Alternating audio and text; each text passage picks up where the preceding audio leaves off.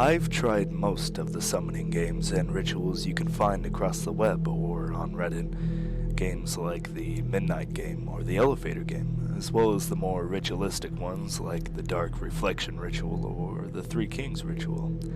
Even the silly Charlie Charlie challenge. None of them gave me what I was looking for. That is to say, none of them worked like they were supposed to.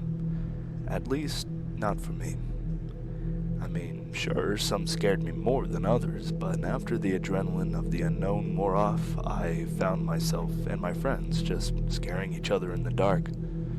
We gave in to our own fears and would make up scenarios of, oh, what if this happened, or what if that happened? Most of it was scary in a fun way, but it wasn't real. Then I found the What If Man. I had seen a couple different postings and threads all with the similar titles. like, what if I found him at midnight, or asking, what if I stayed with her? There were several others, and the words what if were always either capitalized or in italics. Sometimes the words would have a strike through them.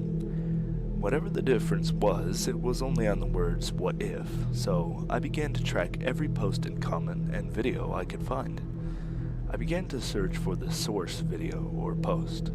You know, the one someone originally made as a creepypasta and others elaborated on. That is, after all, how the infamous Slender Man began. The problem was, I couldn't find the actual source video or post.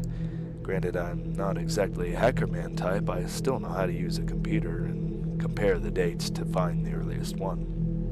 But of everything I found, none of them went further back than August 21st of 2017. And on that date, there were 3 videos and 7 different posts about the What If Man. I won't go into detail about those because the short version is they were all experiences with the What If Man, and they didn't tell me exactly how they met him or summoned him.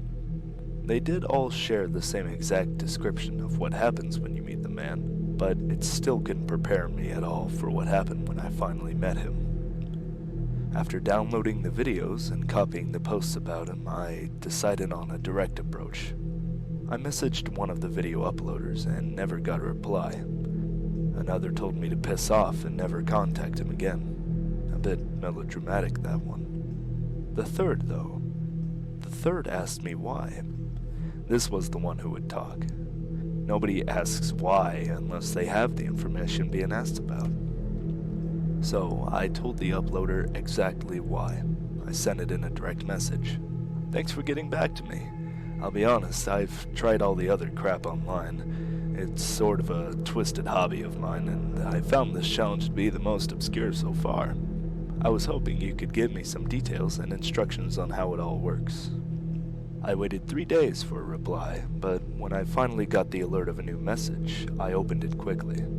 Dave, this isn't a challenge or a trend. People have gotten hurt doing this. You could tell everyone it's a sham or just forget about it entirely. Anything would be better than looking for the What If Man. But if you're determined to talk to him, I will tell you how. If only to make sure you are aware of the risks that someone else might not warn you about. But seriously, you do not want to meet him. Please consider your life and your sanity. The reply sounded like a poor attempt to lure me in. Nothing makes you look down faster than someone saying, hey, don't look down. Enon, whoever that was, wanted me to meet the What If Man. They just didn't want to look eager. I wrote back, Enon, I appreciate your concern, but I would still like you to tell me everything you know, such as how to meet him. What happens when I do? Everything I've seen so far has been non-specific. This time the reply happened within minutes. The What If Man can tell you or show you anything you ask him to. He doesn't lie or manipulate the answer in any way. But that's not why he's dangerous. It's because the more you ask, the more you lose. Remember that above all else. The more you ask, the more you lose. It's a trade, I think. You ask him, and in return you give some of your sanity or your soul or something. And whatever it is, it's strong enough to mess you up. I know a guy that lost everything and now he sits in a room chewing on a shirt all day. You don't want that to be you, so you need to be careful. I once talked to someone that had summoned him a few times, and they were fine, but someone else asked them too much, and they killed themselves shortly after. This is your last chance to leave it be. What he or she was telling me was very generic to these types of games. I've heard everything from abduction to insanity to time travel even. As I said before, I've done all the games, and nothing ever happened. So, of course, I replied again. One question. How do I meet the what-if man? This time, the reply took longer. I checked my phone every few hours, and whenever I got a notification that wasn't a reply, I grew more and more anxious and irritated. I was lured in and at the edge of my seat for a week before I got my answer. Dave, I don't want to hear about your experience with the what-if man, if it works or not. I am asking you in return to delete all of our communication logs and forget everything about me. I should have dropped this account years ago anyway. I guess I was waiting for someone to come along so I could do this one last time. Either way, this will be the last message you receive from me. Here are the instructions. The what-if man can be anyone. It's not one singular entity or shape. I don't know if it assumes the form of a man or takes over a man. Either way, he could be anyone, and you'll know who he is by the reply he gives you. At exactly midnight, you must have a foot on each side of a doorway. It doesn't matter if it's your home or an office or a motel. Any doorway will work. Start at 11:59, and while it's midnight, you leave the doorway. Several people can do this, but only the person who takes the first step can ask him questions. Walk any direction on the nearest road or sidewalk. Sometimes he comes quickly, and sometimes it takes a while. You'll see him walking toward you. It could be someone young or old or even walking a dog. As this person gets close to you, you ask, "Are you him?" Loud and clear. You can start with hello or excuse me if you'd like, but the first question you must ask is, "Are you him?" If the person doesn't reply at all, then you need to go back to the doorway right away and get inside. Don't stay outside and don't go anywhere else. Honestly, I'm not sure why. I don't know what happens. If he asks, "What if I am?" then you've done it. If they say anything else, then you've done something wrong and it's just a stranger. If he asks, "What if I am?" then he will stop walking and wait for your questions. You've got him. He will only answer questions beginning with, "What if?" And if he can't tell you the answer, then he will look directly into your eyes and show you the answer. You won't feel the trait at first. It takes a few days, so you must be very careful how many questions you ask. It takes more and less from different people. You won't be permanently changed if you don't go over the limit. You'll just have migraines and maybe high anxiety for a few days, but every time you go back to him, it costs more, so again, be careful. And when you're done asking questions, thank the what-if man for answering your questions, then leave him and don't look back. Good luck, Dave. Whatever information you share with others is on you. It is your burden. I read the reply another time, really absorbing the instructions. I pasted the instructions to a new document, printed out a copy to hold and reread at my leisure. And as part of the bargain, I deleted the message thread and Enon's contact. Probably a useless action since Enon said they wouldn't be using the account again, but I'm an honest man and it was expected of me. Frankly, it sounded so basic, so plain. Nothing like the Three Kings ritual or the elevator game that takes time and items and faith. No, this was just simply go outside and meet someone. I wasn't even sure if I would drag my friends into this one. It's something I could easily do alone. Looking back, I should have brought someone with me, at least for the discussion after. Either way, that was before I knew what I know now. I guess that's kind of his whole thing. I knew that I was going to do it that night. I didn't need to prepare anything or buy anything, so why not? It was already 6 p.m. when I read the reply, so I had time to go get something to eat, and most importantly, think about what I would ask. Or how many questions I would ask. See, I still don't know what determines how many questions a person can ask. I got my favorite fast food for dinner, a little bit of Taco Bell.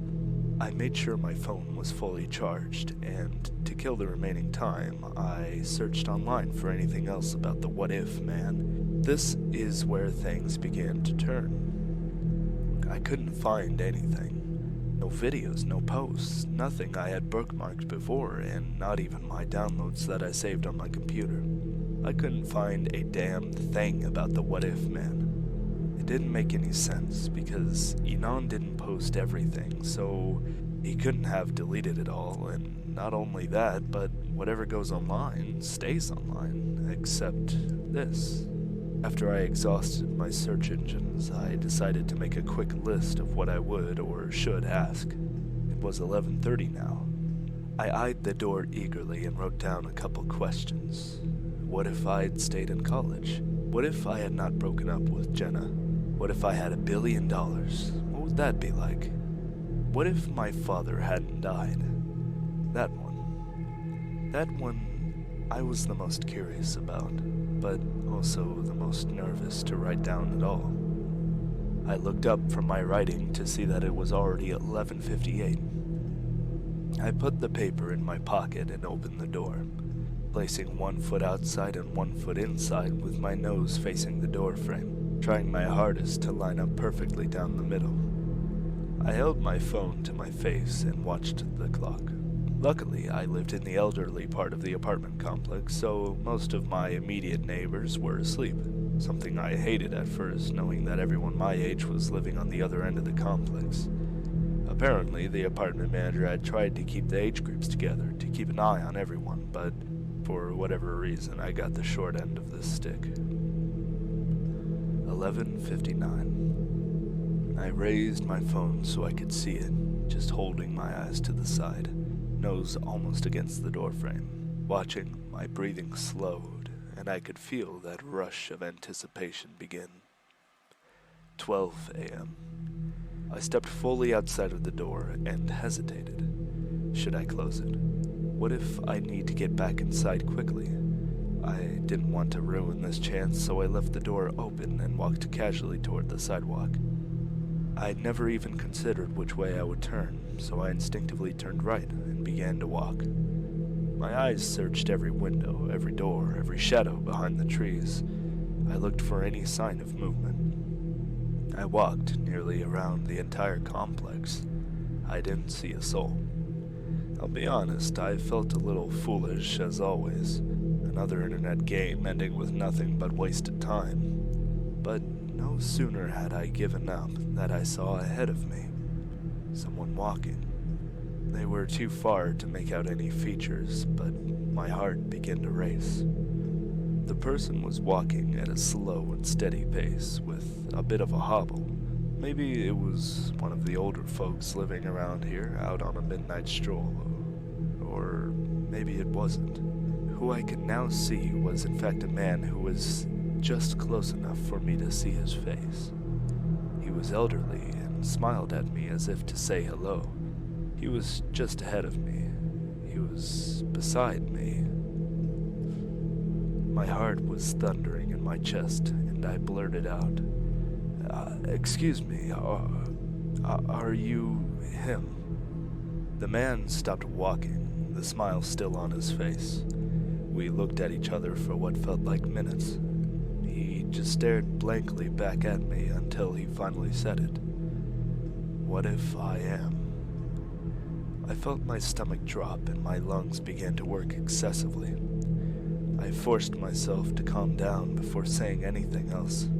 "You're really him," I muttered. He, of course, did not answer. He merely smiled at me, waiting for the proper phrasing. Shaky hands pulled the piece of paper from my pocket. Thank God I had brought it, because in that moment I couldn't remember anything I was going to ask. I looked down quickly, then back at the man. "What if I had stayed in college?" I asked him. He nodded a bit absently, as old people do, then replied, "You would hate it. You would hate it. You'd be working hard hours for good pay, but at the cost of your social life and your connections. You would know every day that being a physical therapist sounds good in theory, but it's not who you are. But you would stay and work because you earned that job, whether you liked it or not." I was stunned. Hell, that's an understatement. I was flabbergasted. Anyone could have replied with a generic answer, but he knew. The what-if man knew exactly what I was asking. I glanced at the paper again. The other questions seemed a bit irrelevant. If I could know the answer to anything at all, why the hell would it matter what I would do with $1 billion? I asked the real question that I wanted answered. What if my father hadn't died? I asked. The what-if man slowly reached up toward me at first. I thought about stepping back or pulling away, but I didn't. I couldn't. He touched my face. His hand rested on my cheek, and I saw it. I saw it like flashbacks in a movie. That night, he died in the accident. He instead came home. He picked me up and hugged me like he had always done, and he kissed my mother. Next, I was a few years older. I stormed away from him and slammed the door. He walked up to the door and rested a hand on it, apparently deciding against arguing with teenage me. Next, he was at my high school graduation. Next, I was hugging him and congratulating him on, he was expecting another child. Next, she was born, and I hugged and cried with my parents. Next, I shook his hand as I left for college. Next, they were at my college graduation. And next, I was introducing them to my girlfriend. It stopped. The memories had apparently caught up to what would have been right now. The emotions all hit me at once. Every feeling from sadness to joy, happiness, excitement, all of it hit me, and I buckled to my knees. Then it was all ripped from me as reality came crashing back. I threw up on the sidewalk on my own hands, and I couldn't even stop it. The emotional pain was something I had never felt before. I wiped my hands off in the nearby grass and stood up. He was unfazed by my reaction. He merely stared at me with a smile. "Oh, what if I ask you what you are?" I asked quickly. The what-if man responded. "I would tell you that I am as old as possibility itself. I would tell you that I see and feel everything I show people. I would tell you that I have seen the possibilities of pharaohs and kings, and I have seen the possibilities of the rich and the poor. I would tell you that I am the keeper of the unknown and the thief of hope." His answer set me back. The thief of hope? What the hell does that mean? At the time, I had no idea what he meant. I do now, of course. I looked around the street, empty except for him and I. I wanted to ask him one more thing, something that now seemed stupid, but at the time I really did want to know. What if I hadn't broken up with Jenna? You would have been together for 5 years, and you would have loved her more than you would have ever loved another. You would do anything for her, and after 5 years, she would leave you. She would leave you a broken man. She would leave and find the man she would marry. She would leave you an emotionally empty man filled with anger, and you would hate her forever. That answer hit me harder than I would have expected. I felt confused and a little angry at the what if man and myself for what I would have allowed her to do. I knew I should stop there, but in my nervous excitement, I asked one more question. The last question. What if I asked you too many questions? His smile widened, and for the first time, I felt uneasy. His smile didn't fit his face. It looked so eager, so wide and terrible, that I took a step back. Thankfully, he did not move. Your mind would decay. You would think about the things I have told you. You would dwell on them. You would despise the bad things, and you would pray to relive the good things I've shown you. You would come to learn that everything you hope for is gone, because now you know how things could have been. You would come back to me several times, until all that you are is consumed. And the last question you would ask me would be, what if I had never met you? And I would show you your answer. His wide grin returned to normal, and he merely looked at me again. I took another step back from the what if man. His response made me cold. It sent chills down my spine, and the hairs on my arms stood up. I was done. I didn't want to say another word to him, but I had to. Thank you, I said. Thank you for answering my questions. Wordlessly, the what-if man held up his fist with the back of his knuckles toward me, and one at a time, he raised a finger until all 5 of them were held up. 5 fingers for 5 questions. He smiled and tilted his head downwards. I turned and continued the way I had been walking.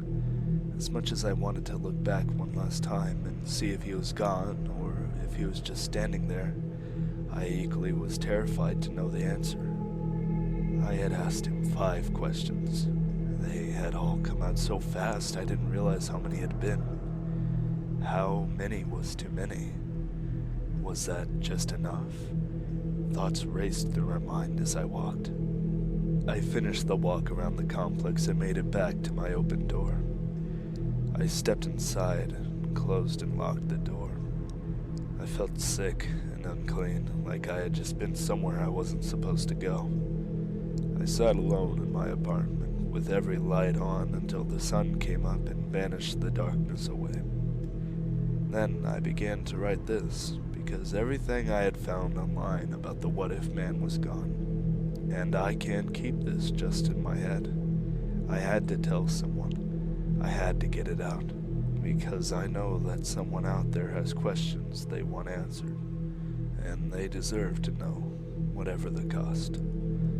So now you know how to meet the what-if man. Just be careful how many questions you ask. I asked him 5 questions. I don't know if it's the lack of sleep or the adrenaline crash, but I can feel a headache starting, and I'm sure it's just the paranoia right now, but I can't help but wonder what would happen. No, what if I could ask him just one more question?